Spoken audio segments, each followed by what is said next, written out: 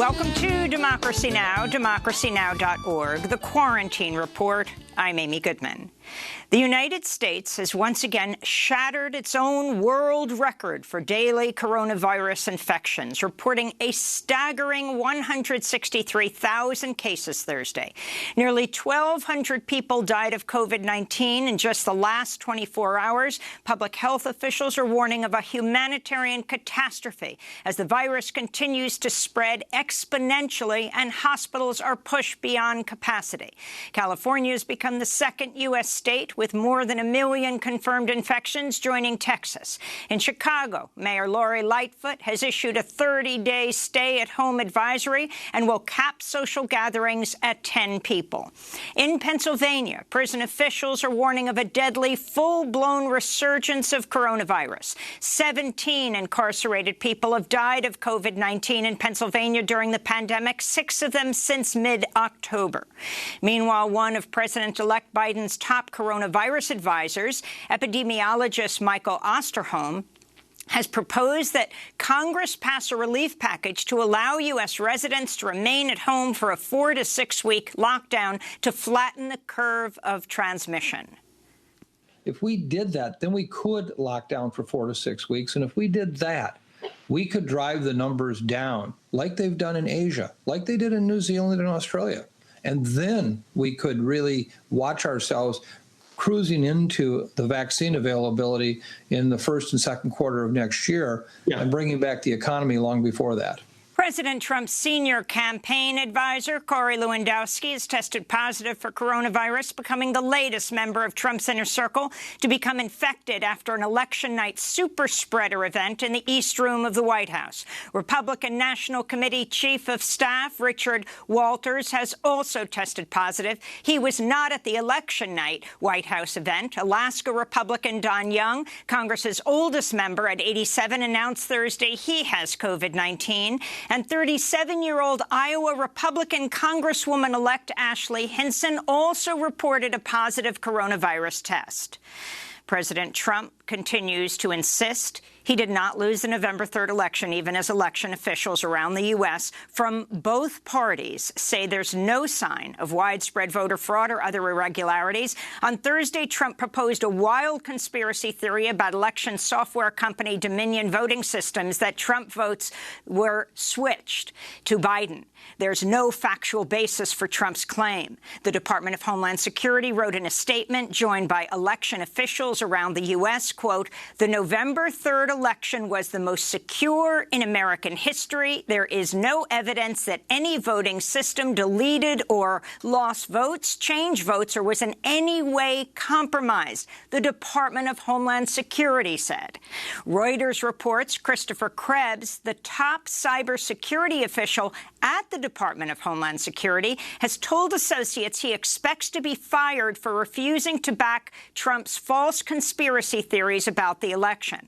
Ahead of the election, he posted this YouTube video to a rumor control website set up by the Cybersecurity and Infrastructure Security Agency. The election experience is designed to ensure that technology is not a single point of failure, and there are measures in place to ensure that you can vote and your vote is counted correctly. You should have confidence in the integrity of the process and don't overreact to claims that exaggerate the importance of insignificant events. In Georgia, Republican Secretary of State Brad Raffensperger has ordered a hand recount of more than 5 million ballots, the largest such recount in U.S. history, after Georgia's 2 sitting Republican senators, Kelly Loeffler and David Perdue, called for his resignation, claiming he'd failed to deliver honest and transparent elections, unquote. Raffensperger is now in quarantine after his wife tested positive for COVID-19 Thursday. Georgia's top election official Gabriel Sterling dismissed charges by President Trump that votes for Trump were flipped to Biden. I know that there's many other bits of misinformation out there talking about flipping votes and changing votes. Anybody's claiming that things are being flipped by a super secret computer developed by the CIA is just not speaking, well, is speaking nonsense. On Thursday, Trump tweeted or retweeted over a dozen posts blasting Fox News and urging his supporters to switch to the far-right cable channel One America News Network and the website Newsmax. Trump was reportedly furious after Fox News became the first U.S. news outlet to declare Joe Biden's win in Arizona. This comes as Axios reports Trump plans to start a digital media company to rival Fox News. Under the plan, Trump would tap into his huge database of email and cell phone contacts with appeals to sign up for a monthly subscription for his new online channel. CNN now projects Joe Biden has secured a win in Arizona, joining other news agencies that have already called the state for Biden. With Georgia and North Carolina's races not yet called, Biden has secured 290 electoral college votes, 20 more than needed to win the presidency. On Thursday, 150 former national security officials warned in a letter to Trump that delaying the transition to Joe Biden poses a serious risk to U.S. security. Meanwhile, Pope Francis became the latest world leader to call Joe Biden to congratulate him on his victory.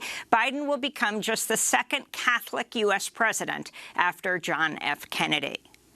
3 paid MSNBC contributors have left the cable news network to join President-elect Joe Biden's transition team.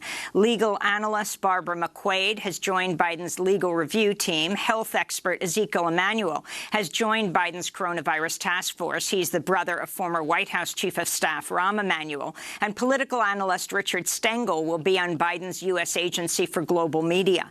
In 2018, Stengel told the Council on Foreign Relations about his work as the top communications specialist at the U.S. State Department.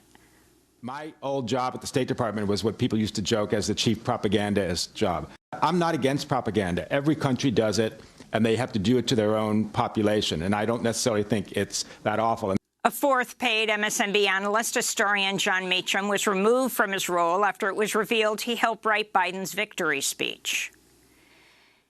Joe Biden has named President Obama's former top immigration advisor, Cecilia Munoz, to his transition team. During her time in the White House, Munoz often justified Obama's harsh immigration enforcement policies, including the administration's deportation of thousands of Central American children and its decision to kill an executive order that would have halted deportations. In 2011, Munoz was interviewed by PBS's Mariana Josa. At the end of the day, when you have an immigration law that's broken, and you have a community of 10 million, 11 million people living and working in the United States illegally, some of these things are going to happen, even if the law is executed with perfection. There will be parents separated from their children. We don't have to like it, but it is a result of having a broken system of laws. And the answer to that problem is reforming the law. A warning to our audience. The following story contains disturbing footage. In the Mediterranean Sea, at least 74 refugees have died in a shipwreck off the coast of Libya. A 6-month-old baby was among those who lost their lives. The baby died just hours after being rescued. This is at least the 8th shipwreck in the Mediterranean since early October. So far in 2020, about 575 refugees, mostly from Africa and the Middle East, have died in the Mediterranean while attempting to reach European soil. However, the real number is thought to be considerably higher. In Ethiopia, Amnesty International has confirmed hundreds of people were likely stabbed or hacked to death in the region of Tigray Monday night. It hasn't been confirmed who committed the mass killing, but at least 3 survivors of the massacre told Amnesty International they were attacked by members of Tigray's Special Police Force and the Tigray People's Liberation Front. This comes as African officials are calling for a ceasefire in Tigray, where federal troops have been unleashed against the local government after seizing a military base last week. Meanwhile, Ethiopia's Nobel Prize-winning prime minister is claiming the western Tigray region has been liberated, while the United Nations warns of a dire and worsening humanitarian crisis. The Moroccan military broke into a no-go buffer zone early Friday morning in the non-self-governing territory of Western Sahara and exchanged fire with the Polisario Front, the Sahrawi liberation movement seeking independence. The violence broke a nearly 3-decade-old ceasefire brokered by the United Nations in 1991. For the past 3 weeks, Sahrawi civilian protesters had blocked a Morocco-built road in the area that Sahrawis consider to be illegal. The peaceful blockade backed up traffic for miles and cut off trade between Morocco and African countries to the south. The Moroccan military entered the buffer zone Friday morning to disperse the civilians who were evacuated to safety by the Polisario Front. The Sahrawi refugee camps are under a maximum alert, and the Polisario has declared the return to armed struggle to liberate Western Sahara, which is pending decolonization since 1975, when Morocco invaded the territory as Spain, the former colonial power, withdrew. The ceasefire agreement included a UN-sponsored plan for a referendum on self-determination, which Morocco has refused to hold. In Armenia, protests erupted Thursday just minutes after Armenia's prime minister signed a peace deal to end the conflict over Nagorno-Karabakh. Protesters say the deal, which was signed by the president, does not represent the will of the Armenian people. This comes as the group Genocide Watch has issued a warning after identifying several early signs of a potential genocide they considered Azerbaijan was engaging in despite a ceasefire agreement with Armenia. It's estimated the conflict has killed at least 1,000 people and displaced over 100,000, though some say the death toll is much higher. In Peru, protests continue following what opponents are calling a legislative coup against former President Martin Vizcarra earlier this week, and accusations of corruption that Vizcarra denies. Meanwhile, advocacy groups are denouncing the police use of tear gas and other violent tactics to suppress the protests. During his time as president, Vizcarra had pushed forward several anti-corruption initiatives that affected members of Congress who themselves are under criminal investigation. Peru's former head of Congress, Manuel Moreno, was sworn in to replace Vizcarra Tuesday. Moreno is a member of a center-right political party. A presidential election is scheduled for next April. In Iran, human rights lawyer Nasrin Sotoudeh has tested positive for COVID-19 after authorities temporarily released her from prison. Sotoudeh ended a weeks-long hunger strike in September as she called for the release of political prisoners amidst the pandemic. Sotoudeh is a recipient of this year's Right Livelihood Award. She was arrested in 2018 and sentenced to 38 years in prison and 148 lashes. She had been working on behalf of women, protesting a law mandating the wearing of headscarves in public. 2 anti-nuclear activists were sentenced to over a year in prison Thursday for breaking into the Kings Bay Naval Submarine Base in Georgia. Carmen Trotta and Claire Grady are both members of the Kings Bay Plowshare 7, which broke into the base in 2018, armed with hammers, crime scene tape, baby bottles containing their own blood, and an indictment charging the U.S. government with crimes against peace. And Lucille Bridges, the mother of the New Orleans civil rights activist Ruby Bridges, has died at the age of 86.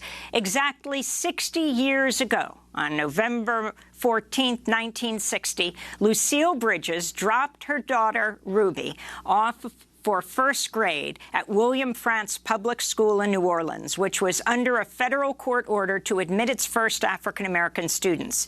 U.S. Marshals had to escort 6-year-old Ruby past angry white mobs and hostile local police officers. This is her mother, Lucille Bridges, speaking in 2018, recalling that day 6 decades ago. So many people just standing, screaming and hollering, and 2, 4, 6, 8, we don't want to integrate, 2, 4, 6, 8, you know, just carry that away, and just every kind of thing they were saying, you know, but we just got out and started pitching eggs and tomatoes and everything, and but they didn't hit us because the marshals really took care. And when we walked to the step, when we got to the step, they had city policemen, and they says, you cannot come in. And 2 of the marshals said, the United States, the president said we can. The incident was immortalized in a 1964 Norman Rockwell painting titled "The Problem We All Live With." That image, in turn, was recently adopted by artist Bria Geller, who painted Kamala Harris, the first African-American woman elected as vice president, casting the shadow of 6-year-old Ruby Bridges. On her Instagram account, Lucille's daughter, Ruby Bridges, now 66 years old, said, "Today our country lost a hero, brave, progressive, a champion for change. She helped alter the course of so many lives by setting me out on my path as a 6-year-old little girl, unquote. And those are some of the headlines. This is Democracy Now!, democracynow.org, The Quarantine Report. I'm Amy Goodman. When we come back, we'll be joined by the award-winning New Yorker magazine reporter Jane Mayer, who just wrote the piece, Why Trump Can't Afford to Lose. Stay with us.